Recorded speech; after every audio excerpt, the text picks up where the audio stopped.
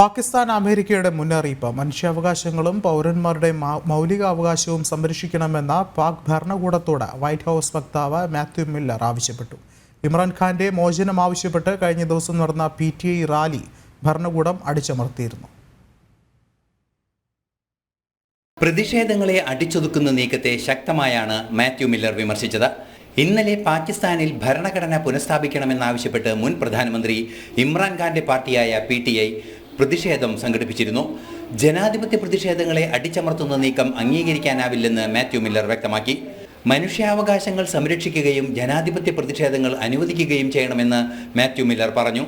നേരത്തെ ബംഗ്ലാദേശിൽ നടന്ന അതിക്രമങ്ങൾക്കെതിരെയും ഇതേ നിലപാടാണ് അമേരിക്ക സ്വീകരിച്ചത്. ന്യൂനപക്ഷങ്ങൾക്കെതിരായി നടക്കുന്ന ആക്രമണത്തെ അതിശക്തമായാണ് അന്ന് അമേരിക്ക വിമർശിച്ചതും.